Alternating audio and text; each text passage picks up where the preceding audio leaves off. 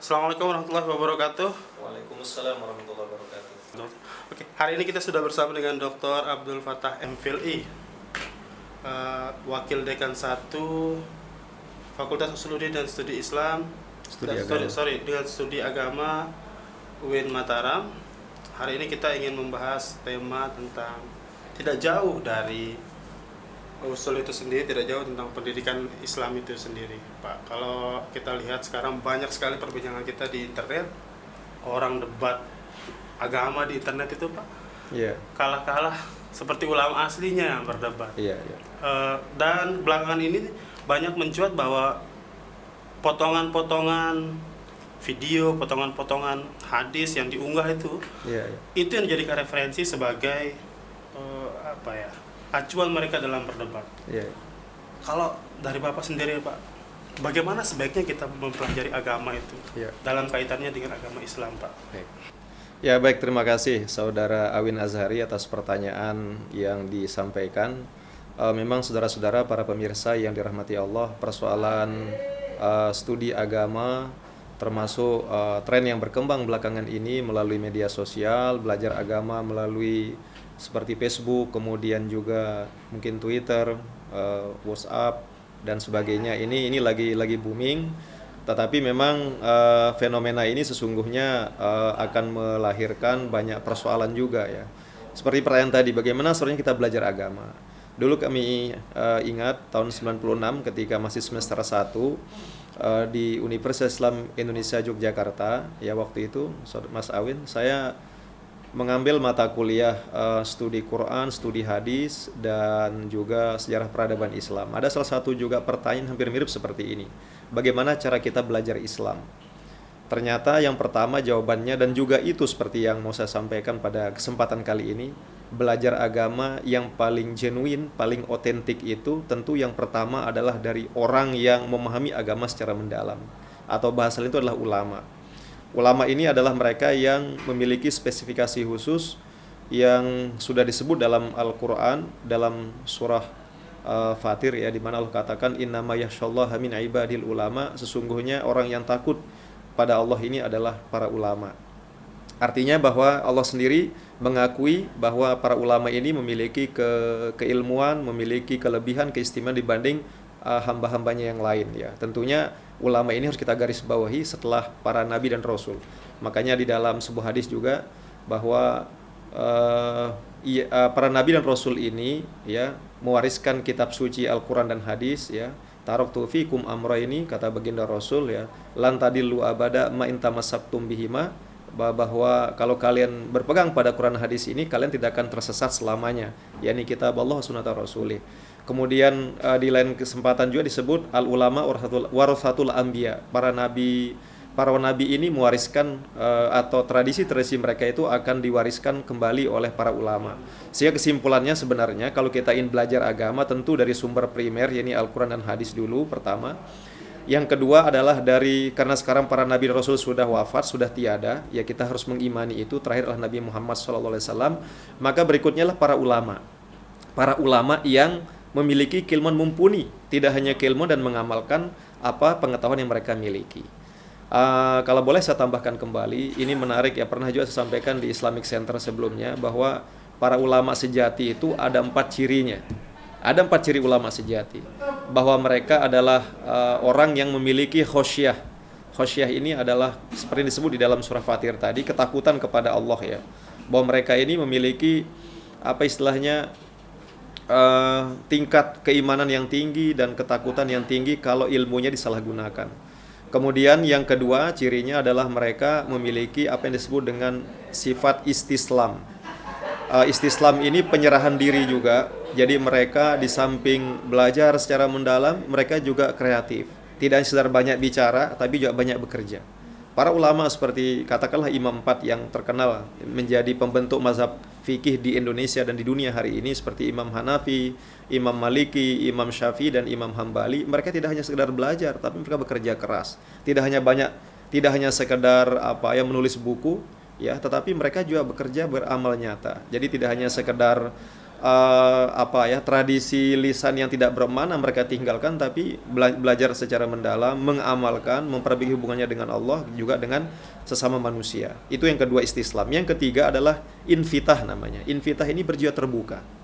Nah, makanya maaf kalau misalnya sekarang seperti disebut tadi, kok yang dipertontonkan melalui media sosial, ya melalui chatting, melalui apalah namanya itu, dalam tayangan-tayangan singkat itu kok ada perdebatan, ada semacam upaya saling menjatuhkan berdasarkan kriteria yang 4 ini, ya, yang nanti terakhir yang adalah insaniah, kemanusiaan, tapi yang ketiga infitah, berjiwa terbuka, itu maka itu rontok syarat ketiga ini untuk orang-orang yang melakukan perdebatan tanpa berujung, yang kesannya justru mengedepankan vested interest, kepentingan pribadi, kepentingan organisasi, ormasnya masing-masing atau kelompok. Satu contoh, Mas Awin, bahwa misalnya ketika misalnya Imam Syafi'i, misalnya satu contoh, ya, siapa yang tidak kenal beliau dengan kehebatan ilmunya dan bahkan mazhab fikih beliau yang dianut mayoritas di Indonesia hari ini seperti oleh Nahdlatul Ulama, Nahdlatul Wathon dan sebagainya. Beliau ini umur 7 tahun udah hafal Quran, ya. Kemudian di bulan puasa ini beliau hatam Quran itu 2 kali. Pagi ini beliau hatamkan sekali, malam sekali.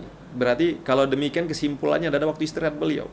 Tapi meskipun amalan beliau luar biasa, ilmunya tinggi, beliau mengeluarkan sebuah statement sangat menarik. Idza shahhal haditsu fahuwa madhhabi, kata beliau.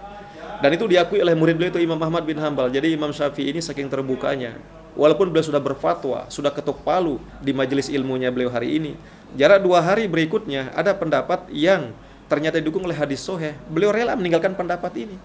Karena beliau idza shahhal hadits fa mazhabi.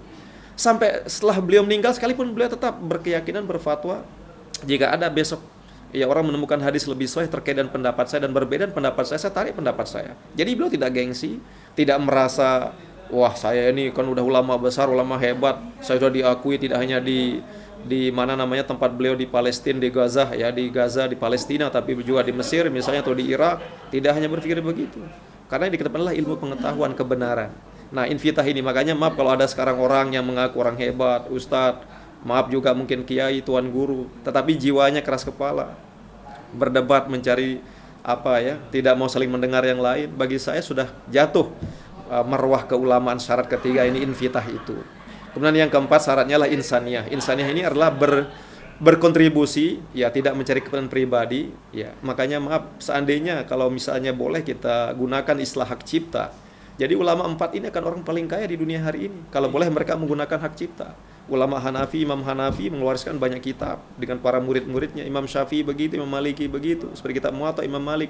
Kemudian Imam Syafi'i dengan Al-Muhazzab fil Fiqh misalnya, dalam mazhab Syafi'i tentunya. Kemudian Fathul Mu'in, kemudian Fathul Qorib dan sebagainya, banyak sekali. Maka mereka orang kaya sebetulnya, tapi sekali lagi mereka berorientasilah infitah untuk insaniah, untuk kemanusiaan. Karena itulah memang ciri ulama itu. Nah, kembali ke tadi sudah bisa kita bedakan kalau gitu. Orang yang mencari popularitas singkat, kemudian menjelekkan yang lain, bagi saya maaf saja, ya, siapapun itu maka belum termasuk kategori ulama seperti yang sudah disepakati oleh para ulama sebelumnya. Itu. Berarti kepada bagaimana belajar Islam paling baik itu adalah kepada setelah dari Al-Quran, hadis, karena para nabi dan rasul telah wafat, maka penerusnya adalah ulama. Kemudian Pak, di tengah percepatan informasi sekarang, serba cepat, tidak menutup kemungkinan orang-orang ini akhirnya membuat channel YouTube-nya misalnya, sehingga kita bisa belajar melalui daring gitu Pak. Kalau dalam konteks seperti itu, apakah boleh kita belajar seperti itu walaupun tidak bertatapan langsung, feedbacknya kita tidak bisa langsung? Begini Mas Awin, ini pertanyaan yang luar biasa. Memang seperti yang disebut oleh, seingat ya, dulu ada salah satu pejabat pusat datang ke kampus 1 di UIN Mataram ya, dari KPK itu. Saya orangnya agak kecil-kecil, agak ini, yang sering puasa Senin Kemis. Itu beliau bilang betul, hari ini kita berada pada screen era, dunia layar. Ya, dunia layar ini juga mungkin nama lainnya dunia milenial atau dunia IT, barangkali seperti itu. Bahwa di mana-mana saja manusia ini tidak pernah lepas yang namanya dengan layar ya. Ya, mungkin kalau layar besar itu kan layar TV di rumah gitu kan, ada informasi lewat TV, ada bla. macam-macam lah. Kalau di pribadi, di kampus, di kantor, di sekolah, ya ada layar HP yang ada di saku atau di kantong masing-masing setiap individu. Sehingga seolah-olah HP ini sudah menjadi kebutuhan utama manusia, menggeser kebutuhan yang lain. Sandang, pangan, papan, yang keempat lo HP zaman ini, ya kan? Sampai itu katanya. Bahkan tidak HP tapi cas HP ceritanya. Kalau ada sandang, pangan, papan. Kalau sekarang nggak perlu itu, penting ada HP, aman dia. Mau pergi kemana saja, terbang ke Amerika hari ini, yang penting HP-nya bisa hidup, bisa nyala. Ya tentunya terkoneksi dengan berbagai jaringan, misalnya jaringan kayak jasa Gojek, jasa kendaraan, terus ke pesawat terbang, dia bisa beli tiket melalui HP, ya kan? Dia bisa mengurus masalah perbankan melalui HP, sampai dia bisa terbang pesan hotel, tinggal di luar negeri berbulan-bulan hanya dengan modal HP. Tapi ada hal-hal lain yang harus dipersyaratkan seperti tadi keuangannya dan sebenarnya udah lengkap. Tapi poinnya lah HP ini merupakan kebutuhan utama hari ini manusia, ya menambah kebutuhan sandang, pangan, papan itu. Nah, terkait persoalan ngaji agama atau belajar agama. Memang kalau yang kita tahu zaman dulu itu ada istilahnya, zaman Rasul itu ngaji itu dan sistem at-talaqi. At-talaqi itu adalah bertemunya langsung antara sang pengajar, sang murabi, sang mu'alim dengan muta'alim dan orang yang belajar.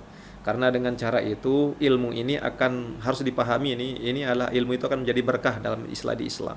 Dan itu yang tidak ada di dalam pengembangan ilmu pengetahuan barat hari ini. Kalau bagi barat, ilmu itu, informasi itu adalah value free, ya, jadi bebas nilai. Mau dia berkah mau tidak, yang penting orang belajar menyerap informasi sebanyak-banyaknya. Nah, ini sedikit harus berbeda dengan Islam. Kalau dalam Islam itu ilmu pengetahuan, apalagi ilmu pengetahuan agama, bahasa Imam Ghazali, karena ada pengetahuan agama, bahasa Imam Ghazali, ada pengetahuan umum, benar-benar harus value loaded. Jadi harus memiliki banyak bahkan nilai yang ada di dalamnya, seperti nilai keberkahan, nilai tauhid dan sebagainya itu. Nah, ketika kita hanya mencukupkan belajar menurut saya dengan media sosial, maka beberapa aspek lain itu bisa tidak terpenuhi. Seperti yang sampean sebut tadi, tidak bisa tanya jawab, tidak ada feedback, tidak ada tempat kita mengklarifikasi. Kedua, orang-orang jangan-jangan yang belajar ilmu agama itu tidak paham. Ini yang ngomong ini juga keilmuannya bagaimana? Ya, karena bisa jadi rekayasa kan, malam misalnya disiapkan oleh orang tertentu, dia hafal satu malam, kemudian disampaikan, ternyata dia buat misi tertentu, kita tidak tahu. Beda kalau misalnya kalau offline, kita jelas yang mengajarkan kita siapa. Dan bahkan tidak hanya kalau dalam Islam itu, sekali lagi kembali ke tadi, kualitas pengajar itu tidak sembarangan, tidak hanya sekedar menyampai ilmu bagi dia, tapi diamalkan ke ilmunya, itu berpengaruh besar juga dalam penerimaan ilmu itu, dalam transmisi ilmu pengetahuan dalam Islam. Karena itu menurut saya kalau pertanyaan hitam putihnya bolehkah belajar dari media sosial, dari misalnya seperti tadi YouTube dan sebagainya, kalau kita ditanya hitam putih boleh-boleh saja, tetapi tidak itu yang utama. Itu hanya, maaf kalau boleh saya katakan, pelengkap. Yang utama itu dalam Islam yang saya tahu, ilmu itu sedikit. Nah, kebetulan gini Mas, saya 2 malam lalu ada beberapa tempat mengisi nuzul Quran. Ternyata mengapa diadakan nuzul Quran? Ternyata banyak hikmah di dalamnya. Ya tentunya secara umum adalah kita menjadi ingat peristiwa Rasul menerima perintah untuk menjadi Rasul dan menyampaikan Al-Quran ini kepada umat manusia, terutama ketika beliau di Mekah selama 13 tahun setelah itu, dan di Madinah 10 tahun, dalam waktu hampir 23 tahun. Artinya apa? Belajar itu ternyata takes proses. Belajar itu butuh waktu. Nah, makanya kalau orang sekarang belajar hanya melalui media sosial, menurut saya bisa tersesat dia. Karena itu dia butuh guru real yang offline sifatnya. Jadi butuh, walaupun guru itu tidak sekelas siapapun gitu ya. Karena itu kalau mau belajar ilmu agama melalui media sosial, melalui kayak YouTube, channel-channel semacam itu silahkan saja. Tapi jangan Anda habiskan waktu untuk itu. Mendingan cari ustadz terdekat yang konkret yang ada di sekitar kita, yang bisa menuntun kita kepada jalan agama. Dan tentunya ustadz, tuan guru, kiai tersebut kan pasti mengamalkan ilmunya. Karena itu intinya dalam Islam. Tidak hanya sedar menyampaikan sesuatu, tapi kita lihat yang mengajarkan ini, menyampaikan ilmu, mengakukan apa tidak. Karena kalau dia sekedar ngomong juga dalam Islam, bisa kita pending juga ilmunya. Itu berpengaruh soalnya. Nah, sedangkan kalau YouTube ini kita tidak tahu, setelah ngomong dia kemana dia, apa yang dilakukan. Jangan-jangan dia punya kepentingan lain juga, wallahu a'lam bishawab kan. Jangan-jangan dia targetnya mencari keuntungan, dapat uang banyak yang subscribe ya. Subscribe ya namanya. Ya, subscribe ya. Kemudian dia mendapat keuntungan banyak, akhirnya punya kepentingan lain, wallahu a'lam bishawab. Nah, itulah maksud saya. Jadi poinnya silakan saja, tapi itu tidak yang utama. Masih mending yang utama adalah mencari guru yang real di sekitarnya, walaupun mungkin bukan kelas, ya katakanlah masih kelas-kelas tingkat lokal, kelas ini, yang penting ilmunya itu ya bisa diamalkan langsung oleh guru tersebut, dan dari internet itu hanya pelengkap saja. Ya, berarti itu dengan ciri-ciri ulama yang tadi sudah disebutkan ya, di betul awal. sekali. harus ada kurikulum dan kita harus tahu betul tempat kita belajar itu. Betul maksudnya. sekali, betul sekali. Sehingga sebenarnya kalau kita ya, idealnya seperti itu, berarti kalau sudah seperti itu harusnya perdebatan tentang orang-orang kalau debat itu Pak suka lebih pintar dari Imam Syafi'i kayaknya di Ya, kolom lebih komentar pintar, itu, Masya iya. Allah. Kalau menurut Bapak di saat seperti apa kita Iya. boleh berdebat tentang agama itu Pak? Ya, begini makanya di dalam surat Al-Anfal ayat 46 ya, jadi Allah Subhanahu wa taala itu merintahkan kita ya untuk watiullah wa rasulahu wala tanaza'u fatabshalu wa tadhhabari hukum. Dalam ayat itu jelas. Kita diperintahkan untuk taat kepada Allah dan Rasulnya ya, wala tanaza'u, dan dilarang kita berbantah-bantahan berdebat. Ya, fatabshalu, yang buat kalian itu nanti akan menyesal. Orang berdebat kalau hanya mengandalkan saya menang dia kalah ya, atau winner loser pendekatannya, perspektifnya, pasti ujungnya akan ada penyesalan. Ayat ini sudah mengatakan fatabshalu wa tadhhabari hukum, tidak hanya ternyata mengalami kerugian, kalian akan menyesal, tapi juga wibawa kalian akan hilang. Coba aja kita lihat, atau di mana saja. Siapapun, maaf, atas siapa ukuran kita paling tinggi. Kalau umpama jabatan formal profesor, di depan kita ada 2 profesor, 10 menit aja berdebat nggak mau kalah. Yakin pasti orang akan memandang 2 orang ini bukan orang pintar, bukan orang yang bijak. Justru udah hilang respect, ilfil bahasa sekarang, hilang feeling. Ini bukan profesor, ini nggak ngamalkan ilmunya, nggak mau ngalah, hanya mau didengar saja, nggak mau mendengar. Nah, itu ternyata itu sudah mewanti-wanti kita dari sebelumnya. Makanya sekali lagi itu dilarang kita. Yang namanya larangan kalau kita lakukan berarti kita salah. Nah, kalau ada orang seperti itu nggak mau kalah-kalahan, ya nggak mau, maksud saya bukan berarti kalah-kalahan ini hanya mengalah saja, tidak, tapi perlu tasamuh, menghormati perbedaan, maka bagi saya itu ilmu orang itu masih dangkal.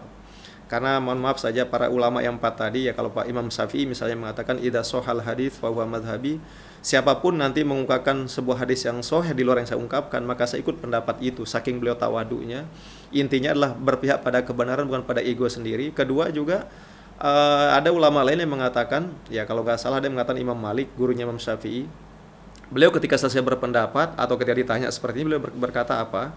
Ya, jadi ro'i sawabun, pendapat saya ini benar menurut saya. Yahtamilul khoto, tetapi ada kemungkinan salahnya. Wa ra'yuhu khotoun yahtamilus shawab. Dan pendapat orang yang berbeda tadi dengan saya ini adalah salah menurut saya, tapi kemungkinan atau sangat mungkin dia memiliki nilai kebenaran juga. Artinya apa? Perlu kita saling tasamuh, menghormati perbedaan, ya, saling toleransi. Ya, apalagi maaf kalau kita bicara mazhab sekarang, intinya kalau orang debat beda mazhab tidak akan ketemu sampai kiamat, yakin saya. Karena itu kalau udah kita lihat orang ini dari apalagi sudah dengan ada egoisme mazhab sektoral tadi, yakin tidak akan ketemu. Karena yang diinginkan apa? Ini kalau saya kalah sekarang ini hilang wibawa ormas saya, hilang wibawa baju organisasi saya. Nah, itu sebenarnya padahal itu tidak dicontohkan ulama-ulama dahulu begitu. Jadi menurut saya sebenarnya ya jangan kita ikuti yang berdebat itu. Makanya melalui media ini, mohon maaf kalau ada saudara-saudara para generasi muda yang dengar, jika ada perdebatan misalnya di media sosial yang Anda lihat, ikuti aja, tapi usahakan dengan kepala dingin, dan segala hal yang mengarah kepada perpecahan, keburukan, jangan ikuti siapapun yang mengatakan itu. Mohon maaf, karena apa yang saya sampaikan ini itulah pesan Al-Quran seperti dalam firman Allah tadi ya, dalam surat An-Nahl tadi yang disebutkan kita itu, termasuk dalam Al-Anfal 46, tidak boleh kita berbantah-bantahan karena akan membuat kita rugi dan hilang wibawa kita. Itu artinya. Al-Anfal 46 itu ya. An-Nahl. Tapi kalau di surat An-Nahl itu sendiri kan Pak, bukannya dalam kaidahnya itu kita ada juga. Iya, dalam surat An-Nahl itu kan itu seperti apa? Iya, dalam surat An-Nahl 125 itu kan menyuruh kita menyampaikan itu kan misalnya ud'u ila sabili rabbika bil hikmah. Ya, jadi sampaikanlah sesuatu itu. Dakwah itu kan ajakan pada kebaikan. Nah, orang berdebat itu sebetulnya kan awalnya kan dia menyampaikan ayat-ayat Al-Quran atau hadis Nabi atau pendapat ulama sesuai mazhabnya itu. Ya, cuma jangan hanya sekedar menyampaikan. Ud'u ilah itu jangan sampai berhenti di situ. Bil hikmah. Harus dengan ada hikmah. Hikmah ini ya kebijaksanaan lah bahasa Indonesia yang paling pas mungkin untuk mewakili kata hikmah. Karena kata hikmah ini bahasa Arab, banyak maknanya saudara-saudara, para pemirsa juga. Hikmah ini banyak penafsirannya. Ada yang mengatakan sesuai kitabullah, sesuai dan sunnah rasulnya, itu juga hikmah namanya. Yang ketiga, sesuai dengan pikiran yang sehat, qalbun salim, hati yang teduh, hati yang tenang, atau nafsul mutmainnah, istilahnya ya tuan nafsul mutmainnah, hati yang benar-benar diridhoi oleh Allah, ya yang maradiyah, yang diridhoi oleh Allah. Itu yang perlu dikemukakan atau yang ditunjukkan oleh siapapun tokoh agama mestinya dalam menyampaikan pesan, apalagi kalau sampai berdebat ya. Jadi bil hikmah. Yang kedua adalah wal mau'izatil hasanah, bil hikmati wal mau'izatil hasanah, dengan pesan-pesan yang baik, dengan pesan-pesan anjuran kebaikan, tentunya juga dengan bahasa-bahasa yang baik, bukan bahasa provokatif, bukan bahasa menjatuhkan. Nah, wajadilhum billati hiya ahsan. Kalaupun terjadi perdebatan, wajadilhum billati hiya ahsan. Coba sampai Allah mengatakan billati hiya ahsan. Bukan billati hasan, bukan sesuatu yang baik, tapi ahsan isim tafdil, sesuatu yang paling baik. Jika misalnya ada 3 cara ketika kita berdebat, umpama ABC. Nah, maka Al-Quran menyuruh kita mana dari 3 cara ini yang terbaik ini kita lakukan. Umpama misalnya A, kita berdebat menjatuhin orang. Secara logika ini tidak benar seperti yang kita sampaikan sebelumnya, alasan-alasan termasuk alasan normatif. Kedua, tidak menjatuhkan, tetapi ya misalnya menelanjangi organisasinya. Nah, sedangkan yang ketiga, meluruskan sesuatu, ya menghormati juga yang berbicara, tidak menyinggung organisasi orang. Maka kalau kita gunakan secara sederhana terminologi An-Nahl tadi 125, maka gunakan cara ketiga ini. Jadi bantah orang, tidak menyinggung perasaan orang di depan kita, tidak menelanjangi organisasinya, tetapi pesan kebenaran tersampaikan. Nah, itulah namanya wajadil billati ahsan. Subhanallah. Makanya maaf kalau ada orang yang pagah bahasa kita di NTB ini, terus menganggap ini terus mengkafirkan yang lain. Masya Allah, mohon maaf sekali, saya juga bukan orang yang pintar paling banyak ilmu agama ya, tapi menurut saya beliau ini harus tolong kembali ke Al-Quran. Walaupun dia mengatakan saya sudah atas nama Al-Quran gitu. Jadi Al-Quran yang mana di atas namakan? Karena Al-Quran tidak ada yang menyuruh kita untuk berdebat berkepanjangan, apalagi sambil menjatuhkan pihak yang lain. Apalagi itu adalah catatannya sesama muslim gitu kan. Itu tentu tidak bijak, bukan bil hikmah wal mau'izatil hasanah seperti itu. Ya, wallahu a'lam bishawab. Jadi itu menurut saya. Karena episode awal ini Pak kita buatnya singkat-singkat aja Pak. Nanti mungkin teman-teman ada pertanyaan, nah itu kita akan teruskan lagi pertanyaan ini untuk kita buat diskusi lanjutannya. Saya ada pertanyaan satu lagi Pak tentang kaidah-kaidahnya, kemudian bagaimana supaya kita itu ketika belajar agama tidak tersesat gitu. Nah, ini menarik betul. Tentang belajar agama supaya tidak tersesat. Ya, tentunya begini ya. Sama seperti yang saya sampaikan di awal. Supaya kita tidak tersesat dalam belajar agama, pertama begini dulu. Jawaban ini bisa ditinjau dari berbagai sisi. Tapi jawaban yang pertama saya garis bawahi yang sebelum tadi di awal ketika ditanya. Menurut saya pertama memang dari sumbernya dulu. Sumber belajar itu tentu dari ya rujukan utama kita, ya jadi dasar kita dalam beragama di agama Islam ini adalah Al-Quran dan Hadis. Itu siapapun harus sepakat itu, karena itulah yang disampaikan oleh baginda Rasul dan oleh Allah juga di dalam surat Al-Anfal tadi 46 tadi kan, untuk taat pada Allah dan Rasulnya. Kemudian di samping sumber utama dari pijakan kita dari Al-Quran dan Al-Hadis, kedua adalah dari ulama yang otoritatif yang punya keilmuan. Yang ketiga, usahakan ya belajar ini juga jangan tergesa-gesa kalau menurut apa istilahnya ya, dari beberapa referensi, beberapa kajian ya, termasuk seperti pendekatan dari hikmah nuzul Quran tadi. Rasul pun menyampaikan dakwah itu butuh waktu 22 tahun 2 bulan 22 hari. Nah, belajar pun butuh waktu, tidak boleh instan-instan. Kan orang sekarang cenderungnya mau instan. Nah, jadi sekali lagi butuh waktu intinya. Dan yang keempat menurut saya, gimana cara kita belajar? Belajar itu dari berbagai sumber ya, itu lebih bagus. Bahkan kalau boleh kita sebut misalnya ya, dalam perspektif Imam Ghazali, sekali lagi ilmu di dunia ini dibagi dua oleh beliau, walaupun ada orang tidak sepakat. Yang pertama ada namanya ilmu agama. Yang kedua adalah ada ilmu yang disebut dengan ilmu tidak atau bukan ilmu agama yang sifatnya fardu kifayah mempelajarinya, sedangkan ilmu agama ini fardu ain.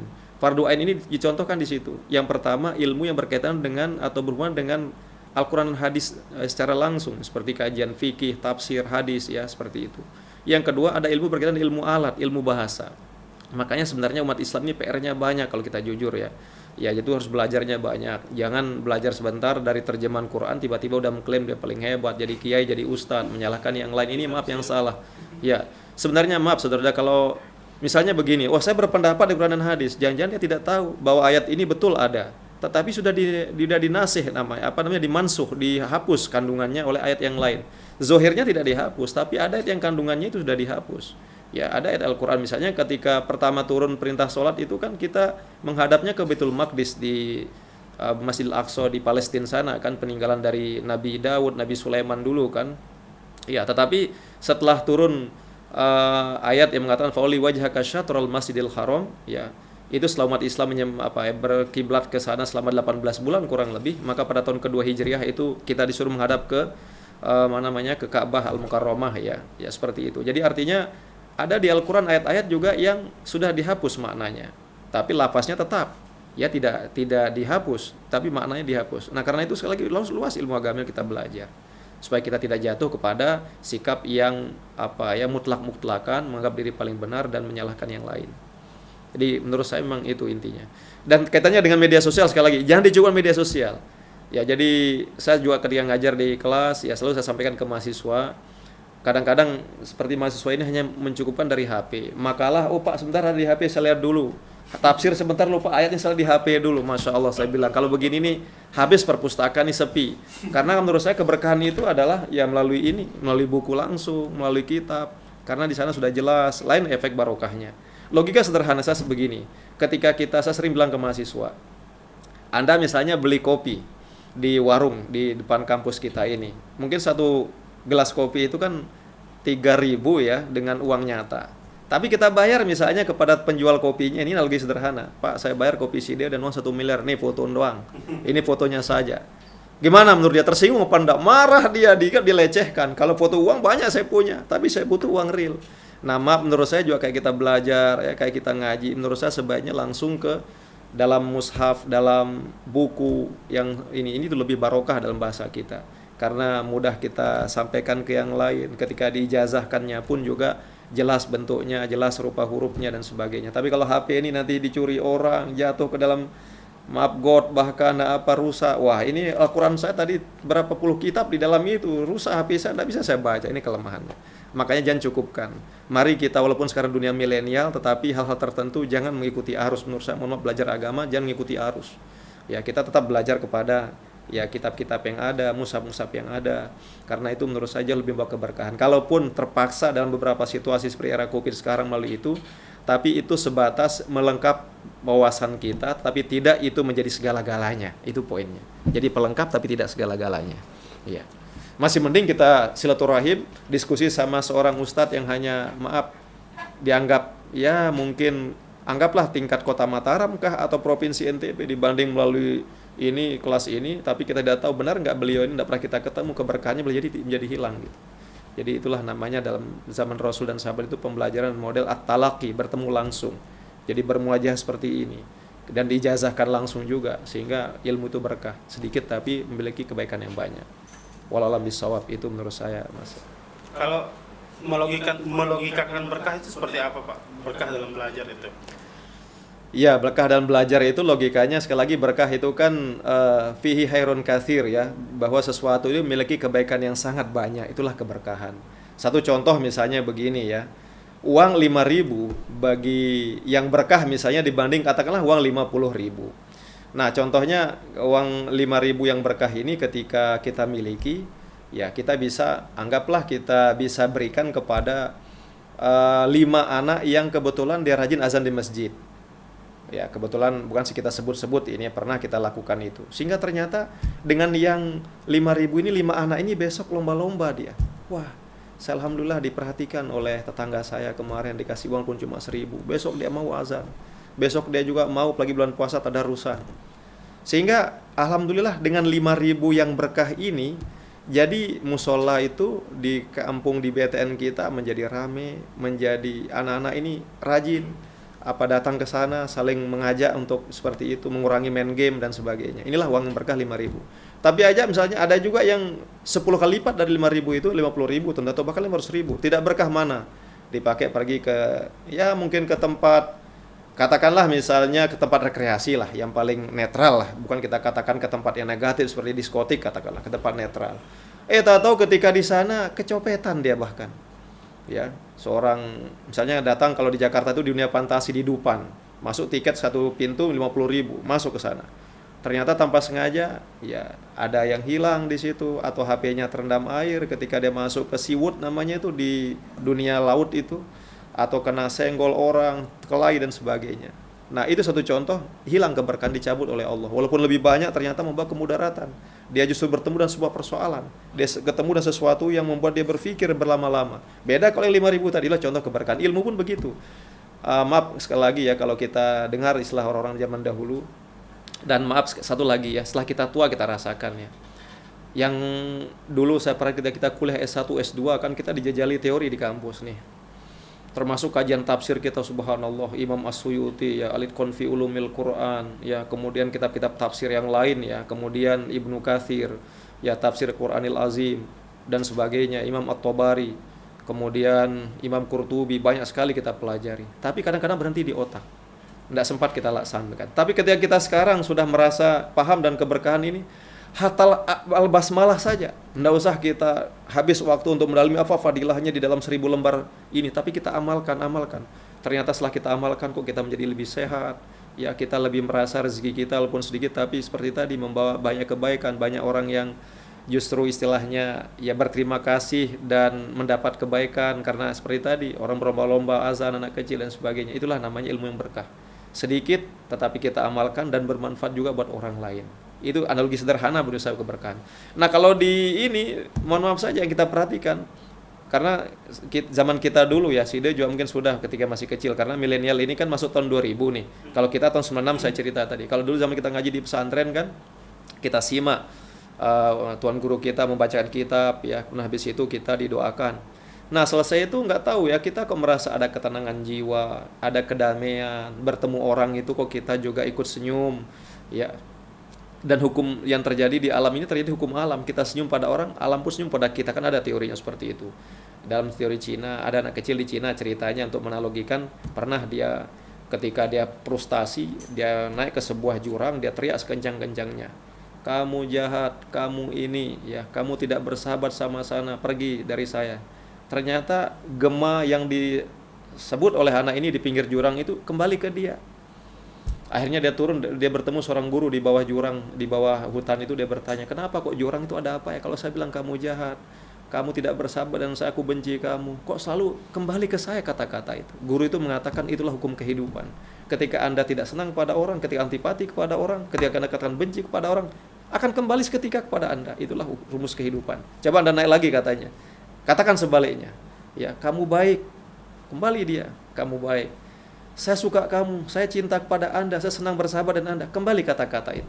Ternyata betul dilakukan. Nah, itulah hukum kehidupan. Nah, kembali ke tadi, maksud saya di zaman dulu ketika para kiai kita mengajar seperti itu, ada ketenangan. Kita pun ketemu orang, kita memandang positif dunia ini. Tapi sekarang coba kita saksikan orang berdebat di media sosial. Yang ada selesai itu apa? Tutup ini, matiin HP ini. Pusing kitanya. Kok para ustadz ini kok begini ya? Para tuan guru ini kok begini? Mana kita ikutin ya? Yang ada apa? Pusing.